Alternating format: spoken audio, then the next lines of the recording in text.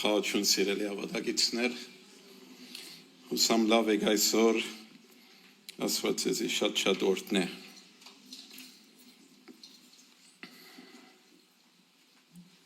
Ես ուզում եմ խոսել մի թեմա, որ շատ հազվադեպ է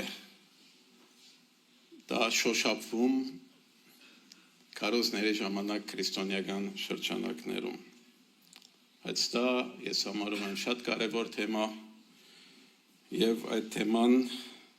վերնակրել եմ այսպես բարգուչյան փորձությունը ով է իշխում սրդիդ բարգուչյան փորձությունը ով է իշխում սրդիդ Այս թեման ես խոր ուսումնասիրել եմ սիրելիներ որովհետեւ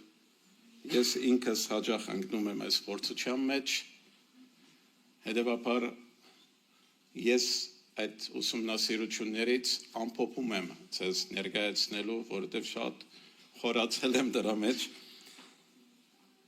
Ուզում եմ ձեզի Աստծո ողորմության շնորհքով ձեզի ներկայացնել ամփոփումը սիրելիներ։ Սուրբ Գիրքը այս մասին խոսում է եւ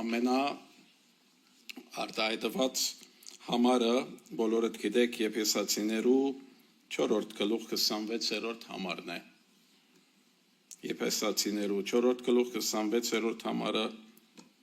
գսե եթե բարգանակ մեղ մի գործեք։ Արևը ծեր բարգուչյանը վրա մարը թող չմտնե։ Եթե բարգանակ մեղ չգործեք արևը ծեր բարգուչյանը վրա Մարը թող չմտնե։ Հայերենի մեջ լավ է թարգմանվել, ինչ համար, որովհետև հունարեն բնակերի մեջ մի քիչ տարօրինակ է, չի ասում եթե։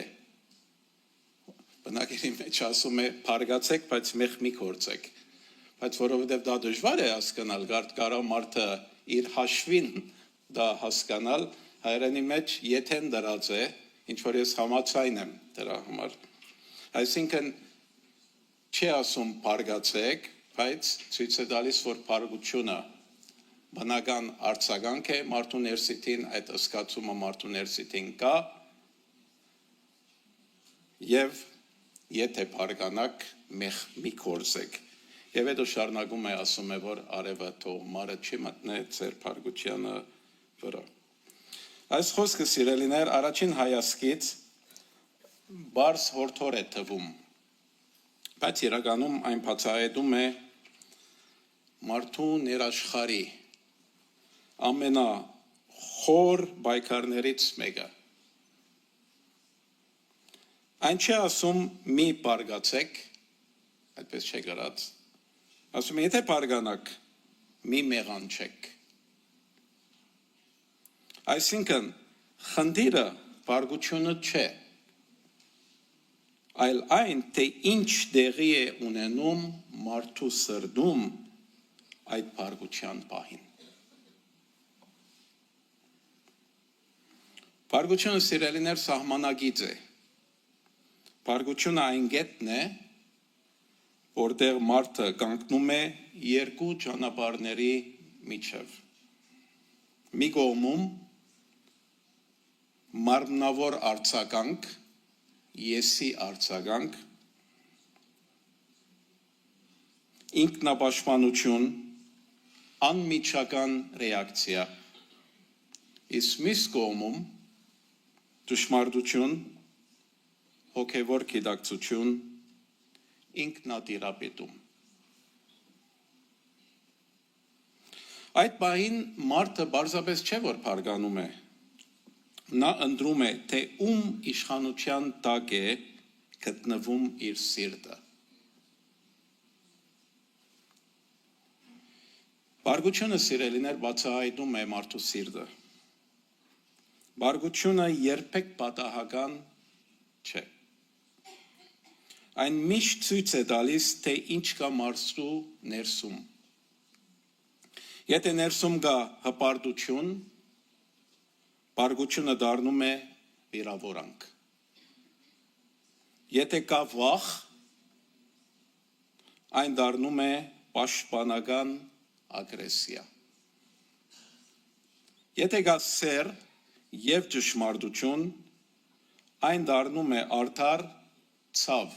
ոչ թե արդար պատիժ, արդար ցավ։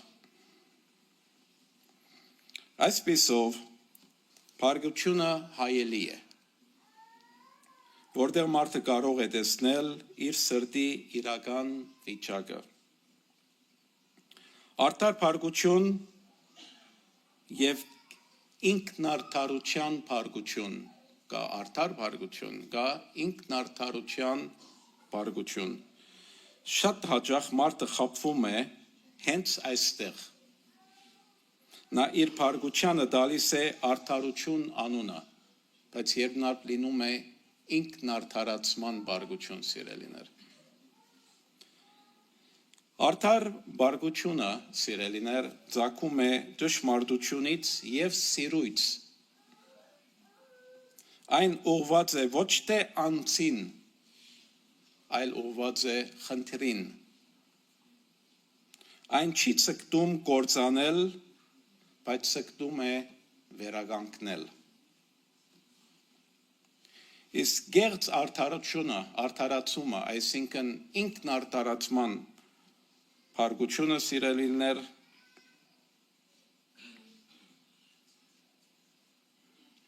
ծագում է վիրավորված եսից։ Այն կենտրոնացած է սեփական իրավունքների, սեփական արժանապատվության վրա։ Այն ուզում է հաղթել, ուզում է ապացուցել, ուզում է ճնշել։ Արտաքինից դրանք կարող են նման թվալ, բայց ներսում տարբերությունն ակնհայտ է։ Ներսի վիճակը, սիրելիներ, գլխավոր ցուցանիշն է։ Արդար փառքության մեջ, նույնիսկ ահավոր ցավի մեջ, մնում է խաղաղության մի խոր շերտ։ Ինքնարդարացման մեջ կա խռովք, կա այրում, կա անհանգստություն։ Եթե փառքության մեջ մարդը գործնում է խաղաղությունը, դա արդեն նշան է, որ սրտում այլ բան է իշխում։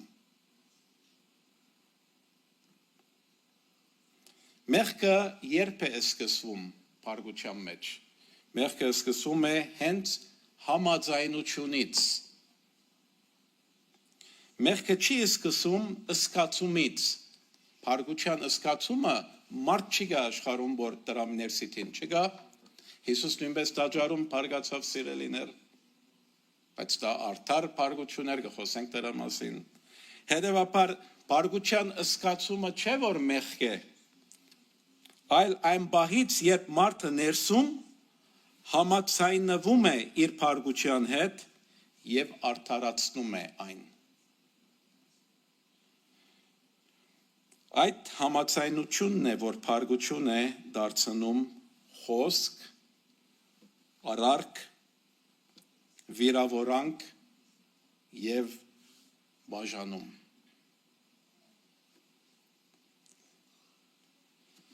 Փառքությունը ուզում է դառնալ քո ձայնը։ Փառքության բահին մարդու ներսում մի ուժ առաջանում է, որ մղում է անմիջապես արձագանքել, խոսել, պատասխանել, ապացուցել, հաղթել։ Բայց հենց այստեղ է վտանգը։ Եթե մարդը չի կանգ առնում, նա այլևս ինքը չի խոսում, բարգությունն է խոսում իր միջոցով։ Ուրեմն գա այստեղ նույնպես ժամանակի վտանգը, որ Պողոս Արաքյալ նույնպես դա հիշեցնում է, ժամանակի վտանգը։ Խոսքը ինչ է ասում։ Ասում է, որ արևը ձեր բարգությանը վրա մարը թող չմտնե։ Սա բարձրապես ժամանակի մասին չէ, այլ սրտի վիճակի մասին է, սիրելիներ։ Բարգությունը եթե մնաց, Նա չի մարում ինքն իրեն, այն փոխվում է, սկսվում նեղվածություն, ապա դժգոհություն, ապա դառնություն, վերջում կարծրացած սիրտ։ Այդ պատճառով չլուծված փառքությունը դառնում է ոչ միայն ներքին ծանրություն, այլ նաև բաժանման պատճառ։ Հետևաբար չգարկավորված փառքությունը աստիճանաբար դառնում է սովորություն։ Մարդը սկսում է նույն ձևով արձագանքել կրկին ու կրկին։ Եվ դա դառնում է իր բնավորության մաս։ Այսինքն նա ներսում ճանապարհ է բացում, որտեղ բարգությունը սկսում է իշխել։ Սա արդեն շատ վտանգավոր է։ Հետևաբար մենք պետք է սրա նայենք խաչի չափանիշով։ Յուրաքանչյուր բարգություն կարելի է փորձարկել մեկ չափանիշով։ Ինչպես կարձագանքեր Հիսուսը այս իրավիճակում։ Նրա կյանքում մենք տեսնում ենք, որ բարգությունը կարող է լինել։ Բարգացավ Հիսուսը տաճարում, նույնպես բարգացավ փարիսեցիների տեղ, գեղձավորներ եւ սկսավ իրենց բոլոր գեղձավորությունները։ Հիսուս տարբեր անգամներ տեսնում ենք բարգացավ արդար բարգացություն եւ տաճարում տեսնում ենք ամենա չագերդյալ ագրեսիվ թվացող բարգությունը սիրելիներ։ Բայց նրա կյանքում մենք տեսնում ենք, որ բարգությունը կարող է լինել, ինչպես որ ասեցի տաճարում, բայց այն երբեք չի դառնում մեղք, երբեք, որովհետև այն մնում է ճշմարտության և սիրո սահմաններում։ Նա չպաշտպանեց իրեն, նույնիսկ երբ ուներ լիարժեք իրավունք։ Այսինքն Հիսուսի բարգությունը երբեք ինքնապաշտպանողական բարգություն չեղավ։ Երբ իրեն նախադեցին, երբ իրեն սուտ հանեցին, երբ իրեն ձեծեցին,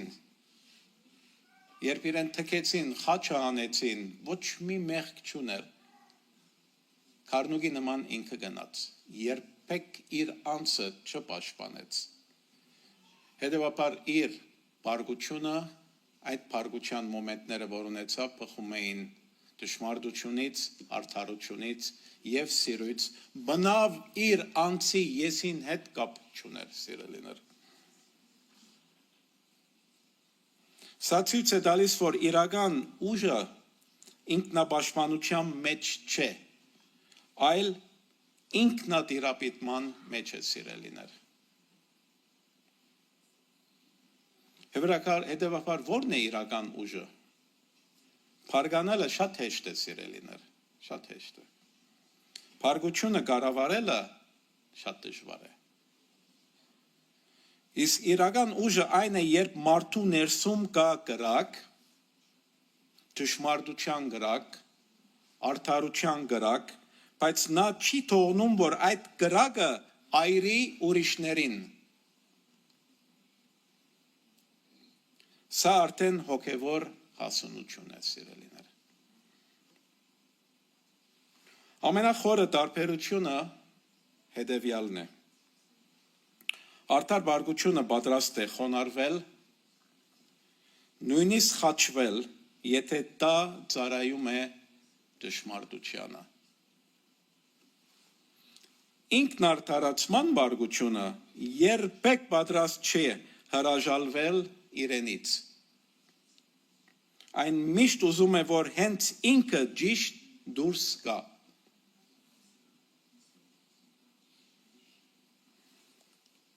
Այստեղ ամենախորը միտքը այս ամենի մեջ ինչն է։ Այս խոսքը Պողոս առաքյալի սովորեցնում է